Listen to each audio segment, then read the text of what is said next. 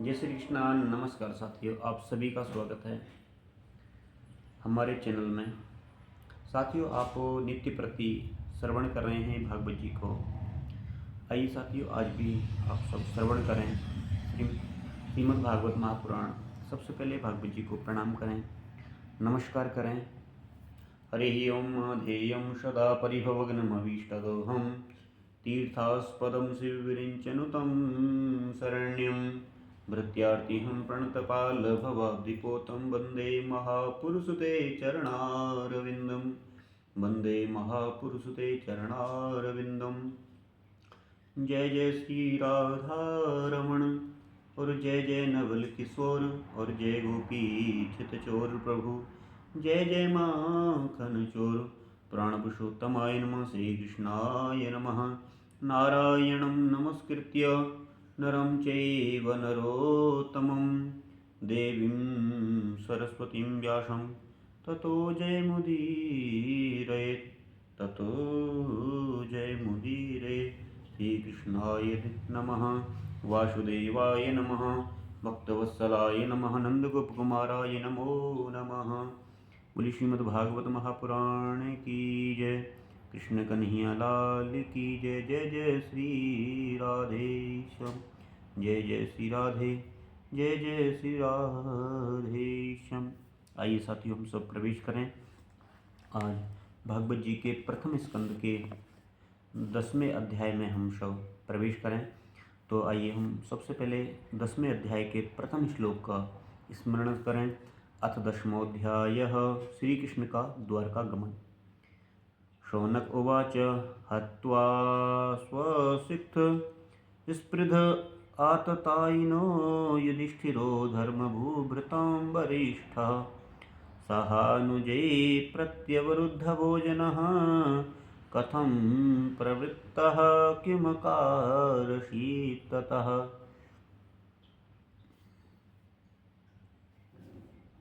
आइए हम दोबारा से इसी को श्रवण करें। हत्वा स्वरेत्थस्पृध आततायिनो युधिष्ठिरो धर्मभृतां वरिष्ठः सहानुजैः प्रत्यवरुद्धभोजनः कथं प्रवृत्तः किमकारषीत् ततः। शौनक जी ने पूछा कि धार्मिक शिरोमणि महाराज युधिष्ठिर ने अपनी पैतृक संपत्ति को हड़प जाने के इच्छुक आततायु का नाश करके अपने भाइयों के साथ किस प्रकार से राज्य शासन किया और कौन कौन से काम किए।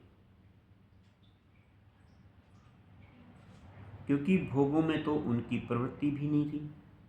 सूत जी कहते हैं कि संपूर्ण सृष्टि को उज्जीवित करने वाले भगवान श्री कृष्ण हरि जो है परस्पर की कलहाग्नि से दग्ध कुरुवंश को पुनः अंकुरित कर और युधिष्ठिर को उनके राज्य सिंहासन पर बैठा करके बहुत ही प्रसन्न हुए और भीष्म पितामह भगवान श्री कृष्ण के उपदेशों के श्रवण के से उनके अंतःकरण में विज्ञान का उदय हुआ और भ्रांति जो थी ना वो मिट गई।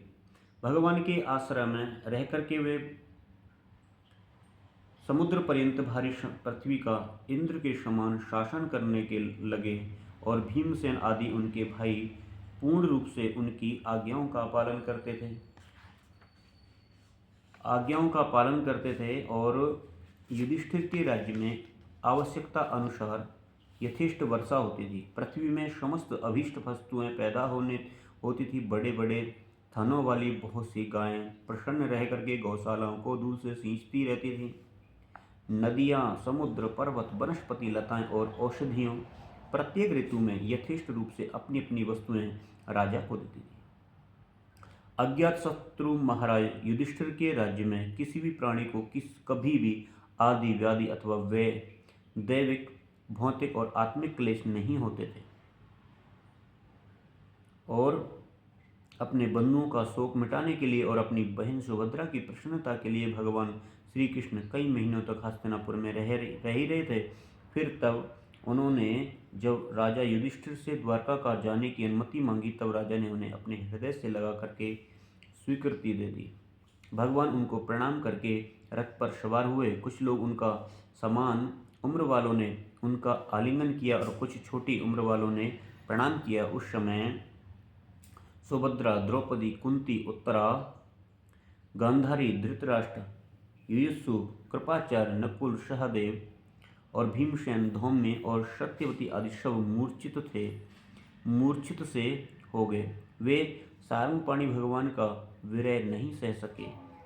भगवत भक्त सत्पुरुषों के संगम से जिसका दुसंग छूट गया है, वह विचारशील पुरुष भगवान के मधुर मोहन में सुयश को एक बार भी सुन लेने पर फिर उसे छोड़ने की कल्पना कभी नहीं सोच सकता।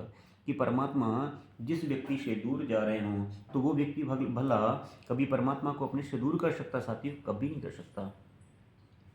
क्यों? क्योंकि उन्हीं भगवान के दर्शन और स्पर्श से, उनके साथ में आलाप करने से तथा साथ ही साथ सोने, उठने, बैठने और भोजन करने से जिनका संपूर्ण हृदय उन्हें समर्पित हो चुका था, वे पांडव भला उनका विरह कैसे सह सकते?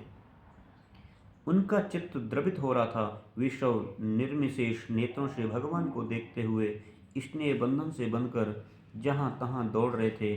भगवान श्री कृष्ण के घर से चलते समय उनके बंधुओं की स्त्रियों के नेत्र उत्कंठावश उमड़ते हुए आंसुओं से भर आए, परंतु इस भय से कहीं यात्रा के समय अशकुन न हो जाए, उन्होंने बड़ी कठिनाइयों से उन्हें रोक लिया। भगवान के प्रस्थान के समय मृदंग, शंख, भेदी और वीणा, ढोल, नरसिंगे, धुंधुरी और नगाड़े, घंटे आदि धुंदुबियाँ आदि बाजे जो है वो बजने लगे। भगवान के दर्शन की लालसा से कुरुवंश की स्त्रियां अटारियों पर चढ़ गईं और प्रेम, लज्जा और मुस्कान से युक्त चितवन से भगवान को देखती हुई उन पर पुष्पों की वर्षा करने लगी।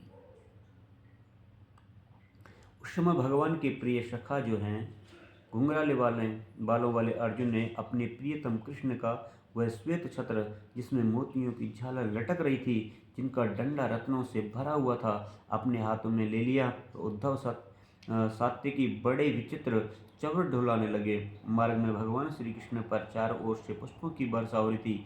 बड़ी ही मधुर झांकी थी। जहाँ तहाँ ब्राह्मणों के दिए हुए सत्य आशीर्वाद सुनाई पड़ रहे थे। वे सगुण भगवान के तो अनेक ही रूप हैं, अनुरूप ही थे, क्योंकि उनमें सब कुछ है, परंतु निर्गुण के अनुरूप नहीं थे, क्योंकि उनमें से कोई प्राकृतिक गुण नहीं है। हस्तिनापुर की कुलीन रमणियां, जिनका चित्त भगवान श्री कृष्ण में रम गया था, आपस में ऐसी बातें कर रही थीं जो सबके कान और मन को आकृष्ट अपनी ओर कर रही थी। वे आपस में कह रही थी कि सखियों, ये वे हैं, सनातन परम पुरुष हैं, जो प्रलय के समय भी अपने अद्वितीय निर्विशेष स्वरूप में स्थित रहते हैं। उस समय सृष्टि के मूल में तीनों गुण भी नहीं रहते, तीनों रूपों में, तीनों गुणों में नहीं रहते। क्यों? क्योंकि जगदात्मा ईश्वर में जीव भी लीन हो जाते हैं और महत्वतादि समस्त शक्तियाँ अपने कारण अव्यक्त में ही सो जाती हैं। उन्होंने भी फिर अपने नाम रूप रहित स्वरूप में नाम रूप में निर्माण की इच्छा की तथा अपनी काल शक्ति से प्रेरित प्रकृति का जो उनके अंशभूत जीवों को मोहित कर लेती है और सृष्टि की रचना में प्रवृत्त रहती है, अनुसरण किया और भगवान व्यवहार के लिए वेदादि शास्त्रों की रचना की। इस जगत में जिसके स्वरूप का साक्षात्कार जितेंद्रिय योगी अपने प्राणों को वश में करके भक्ति से प्रफुल्लित निर्मल हृदय में किया करते हैं, वे कृष्ण वही साक्षात्कार पर ब्रह्म हैं। वास्तव में इन्हीं की भक्ति से अंतःकरण की पूर्ण शुद्धि हो सकती है। योगी राज के द्वारा नहीं हो सकती। क्यों? क्योंकि सखी जो है वास्तव में ये वही हैं जिनकी सुंदर लीलाएं का गायन वेदों में और दूसरे गोपनीय शास्त्रों में व्यासादि रहस्यमय ऋषियों ने किया है, जो एक बार अद्वितीय ईश्वर है, अपनी लीला से जगत की सृष्टि, पालन और संहार करते हैं, परंतु उनमें आसक्त नहीं होते। जब तामसी बुद्धि वाले राजा अधर्म से अपना पेट पालने लगते हैं, तब यही सत्व गुण को स्वीकार कर ऐश्वर्य, सत्य, हरित, दया और यश प्रकट करके संसार के कल्याण के लिए युग युग अनेकों अवतार धारण करते हैं। अहो, यह यदुवंश परम प्रशंसनीय है। क्यों? क्योंकि लक्ष्मीपति पुरुषोत्तम श्री कृष्ण ने जब ग्रहण करके इस वंश को सम्मानित किया है, वह पवित्र मधुवन ब्रजमंडल भी अत्यंत धन्य है, जिसे इन्होंने अपने शैशव एवं किशोर अवस्था में घूम कर फिर कर सुशोभित किया है। बड़े हर्ष की बात है कि द्वारका ने स्वर्ग के यश का तिरस्कार करके पृथ्वी के पवित्र यश को बढ़ाया है। क्यों ना हो, वहाँ की प्रजा अपने स्वामी भगवान श्री कृष्ण को बड़े ही प्रेम और भाव के साथ में मंद मंद मुस्कुराते हुए उनका इंतजार कर रही है, मुस्कुरा रही है। उन्हें उनकी कृपा दृष्टि से देखते हैं, उन्हें कृपा दृष्टि से देखते निरंतर निहारती रहती हैं कि सखी जिनका इन्होंने पाणी ग्रहण किया है, उन स्त्रियों ने अवश्य ही व्रत स्नान हवन आदि के द्वारा इन परमात्मा की आराधना की होगी, क्योंकि वे बारवन इसकी उस अधर सुधा का पान करती हैं, जिनके स्मरण मात्र से ही ब्रजलताएं आनंद से मूर्छित हो जाया करती हैं। ये स्वयंवर में शिशुपाल आदि मत वाले राजाओं का मान मर्दन करके जिनको अपने बाहुबल से हर लाए थे, जिनके पुत्र प्रद्युम्न, शाम्ब, आम्ब आदि हैं, वे रुक्मिणी आदि आठों पटरानियां और भौमासुर को मारकर लाई हुई जो इनकी हजारों अन्य पत्नियां हैं, वे वास्तव में धन्य हैं, क्योंकि इन सभी ने स्वतंत्रता और पवित्रता से रहित स्त्री जीवन को पवित्र और उज्जवल बना दिया है। इनकी महिमा का वर्णन कोई क्या करे। इनके स्वामी साक्षात कमल नयन भगवान श्री कृष्ण ही है, जो नाना प्रकार की प्रिय चेष्टाएं और परिजातादि प्रिय वस्तुओं का भेंट से इनके हृदय में जो है ना, एक क्षण के लिए इन्हें छोड़कर दूसरी जगह जाते नहीं होंगे। हस्तिनापुर की स्त्रियां इस प्रकार से बातचीत कर रही थीं कि भगवान श्री कृष्ण मंद मुस्कुरान और प्रेमपूर्ण चितवन से उनका अभिनंदन करते हुए वहां से विदा हो रहे थे, और अज्ञात शत्रु युधिष्ठिर ने भगवान श्री कृष्ण की रक्षा के लिए हाथी, घोड़े, रथ और पैदल सेना के साथ में साथ कर दी। उन्हें स्नेहवश यह शंका हो आई थी कि कहीं वहीं रास्ते में कहूँ शत्रु इन पर हमला ना कर ले, आक्रमण ना कर दे। सुदृढ़ प्रेम के कारण कुरुवंशी पांडव भगवान के साथ में बहुत दूर तक चल रहे थे, क्योंकि देखो भगवान के ऊपर भी स्नेह वो कर रहे हैं, इतना प्रेम है कि कहीं शत्रु जो है भगवान पर आक्रमण न करते। कितना मधुर भाव है साथियों, कि सुदृढ़ प्रेम के कारण कुरुवंशी पांडव भगवान के साथ में बहुत दूर तक चले हैं, कि कहीं वे लोग उस समय भावी विरह से व्याकुल हो रहे थे। भगवान श्री कृष्ण ने उन्हें बहुत आग्रह करके विदा किया और सात्यकी, उद्धव आदि प्रेमी मित्रों के साथ में द्वारका की यात्रा की। सोनक जी वे कुरुजांगल, पांचाल, शूरसेन और यमुना के तटवर्ती प्रदेश ब्रह्मावर्त, कुरुक्षेत्र, मत्स्य, सारस्वत और मरुधन देश को पार करके सौवीर अभीर देश के पश्चिम आनर्त देश में आए। उस समय अधिक चलने के कारण से भगवान के रथ के घोड़े कुछ थक गए थे। मार्ग में स्थान स्थान पर लोग उपहार आदि के द्वारा भगवान का सम्मान करते। सायंकाल होने पर वे रथ पर से भूमि पर उतर आते और जलाशय पर जाकर के संध्या वंदन करते। यह उनकी जो थी वो दिनचर्या थी, क्योंकि देखो भगवान किस प्रकार से वहाँ से विदा हुए हैं और कैसे कैसे वो गए हैं, कहाँ पर, द्वारका की ओर। इति श्रीमद्भागवते महापुराणे पारमहंस्यायां संहितायां प्रथम स्कंधे नैमिषि योपाख्याने श्री कृष्ण द्वारा द्वारकागमनम नाम दशमोध्याय। कृष्णाय वासुदेवाय हरे परमात्मने प्रणतः क्लेशनाशाय गोविंदाय नमो नमः। साथियों, आपने आज दसम स्कंद को, प्रथम स्कंद के 10वें अध्याय को श्रवण किया।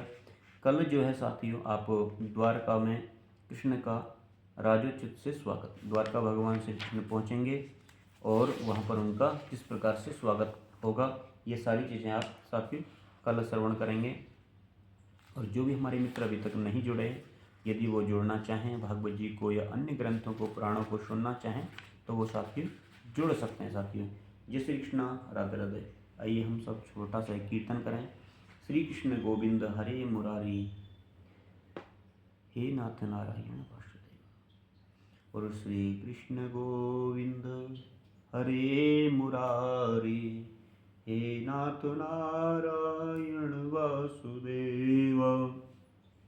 श्री कृष्ण गोविंद हरे मुरारी, हे नाथ नारायण वासुदेवा। हे नाथ नारायण वासुदेवा, हे नाथ नारायण वासुदेवा। श्री कृष्ण गोविंद हरे मुरारी, हे नाथ नारायण वासुदेवा। बोलिए कृष्ण कन्हैया लाल की जय। देव परम पूज्य गुरुदेव जी महाराज की जय। बांके बिहारी लाल की जय। श्री लाडली सरकार की जय। श्री सुखदेव जी महाराज की जय। जय जय श्री राधे, जय जय श्री राधे, जय जय श्री राधे श्याम। वृंदावन बिहारी लाल की जय। जय जय श्री राधे श्याम। साथियों, आप नित्य प्रति ऐसे ही भागवत जी को श्रवण पान करें। आप जो भी हमारे मित्र प्रथम बार हमारी कथा को श्रवण कर रहे हैं, वो कृपया नित्य प्रति श्रवण करें, क्योंकि जैसे जैसे आप एक एक अध्याय को डेली श्रवण करेंगे, उससे आपका मन, अंतःकरण, आपकी रुचि जो है भागवत जी की ओर और बढ़ेगी। और आप नित्य प्रति भागवत जी में कहा गया कि एक श्लोक, आधा श्लोक या चौथाई का श्लोक भी आप स्मरण करते हैं या पढ़ते हैं तो अनन्य पुण्य देने वाला है। क्यों? क्योंकि भगवान श्री कृष्ण ही तो भागवत हैं, भागवत जी के हैं। श्री कृष्ण एवं ही भगवान स्वयं श्री कृष्ण हैं, भागवत जी जो है। इसलिए साथियों, आप सब अपने इष्ट मित्रों को भी भेजें, अपने स्वजनों को भेजें हमारे YouTube के लिंक को, ताकि वो भी श्रवण कर सकें। और आप भी नित्य प्रति भागवत जी को स्मरण करें, या फिर अपने घर में आप मोबाइल को चला करके आप रख दें, ताकि आपका घर का जो वातावरण है वो पवित्र हो सके। साथियों, आइए हम इसी के साथ में विश्राम। सभी को राधे राधे, जय श्री कृष्ण। श्री राधे राधे।